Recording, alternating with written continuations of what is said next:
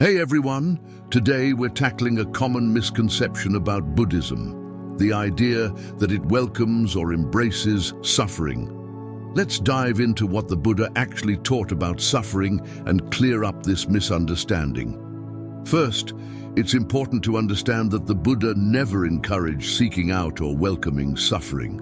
In fact, his entire teaching was focused on understanding suffering and finding a way to end it. Let's look at what he actually said. In the Dhammacakkappavattana Sutta, the Buddha's first discourse after his enlightenment, he laid out the Four Noble Truths. The first truth states, "This, monks, is the noble truth of suffering. Birth is suffering, aging is suffering, illness is suffering, death is suffering. Union with what is displeasing is suffering.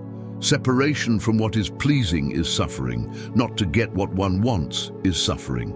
In brief, the five aggregates subject to clinging are suffering. Now this might sound pretty gloomy, but the Buddha wasn't saying we should welcome these things. He was simply pointing out a universal truth about the nature of existence. It's like a doctor diagnosing an illness. The first step is recognizing there's a problem. But here's where it gets interesting. The Buddha didn't stop there. He went on to explain the cause of suffering, the possibility of ending suffering, and the path to that end. This is crucial.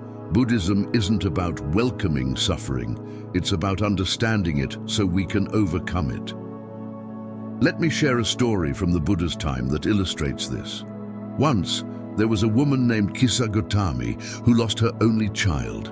Grief-stricken, she carried her dead baby from house to house, begging for medicine to bring him back to life. Finally, she met the Buddha, who told her to bring him a mustard seed from a house where no one had ever died.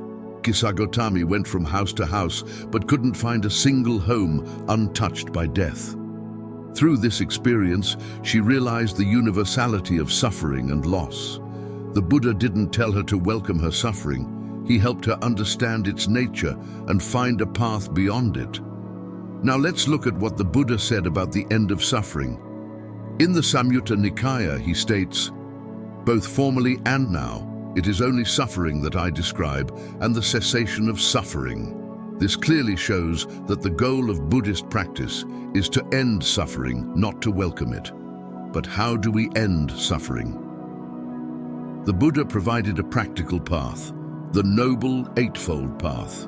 This includes right view, right intention, right speech, right action, right livelihood, right effort, right mindfulness, and right concentration.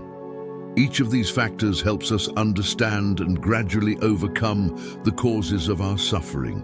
For example, in the Magga-vibhanga Sutta, the Buddha explains right view as understanding suffering, its origin, its cessation, and the way leading to its cessation.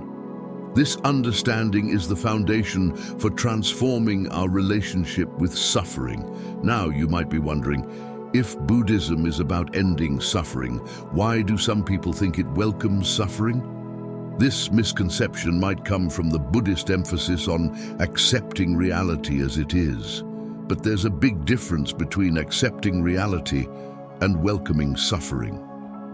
In the Salatha Sutta, the Buddha uses the analogy of two arrows. When an untrained person experiences pain, it's like being shot by two arrows, the physical pain itself and the mental anguish that follows. But a trained practitioner only experiences the first arrow. They feel the pain, but don't add extra suffering through resistance or aversion. This doesn't mean welcoming the arrow. It means not making things worse by fighting against what's already happened. It's about developing resilience and equanimity in the face of life's challenges. The Buddha also taught the importance of compassion, both for ourselves and others who are suffering. In the Karaniya Metta Sutta, he encourages cultivating boundless goodwill for all beings. This isn't about welcoming suffering, but about responding to it with kindness and understanding. To wrap up, Buddhism doesn't welcome suffering. It provides a framework for understanding suffering and a path to its cessation. The Buddha's teachings are ultimately about freedom from suffering, not embracing it. So next time you hear someone say, Buddhism welcomes suffering, you can set the record straight. It's not about welcoming suffering, but about facing it with wisdom and compassion, and ultimately finding a way beyond it. Remember, as the Buddha said in the Dhammapada, all experiences are preceded by mind, led by mind, made by mind. Speak or act with a peaceful mind, and happiness follows like a never-departing shadow. This is the true essence of Buddhist teaching, cultivating a mind that can find peace and happiness even in the face of life's challenges.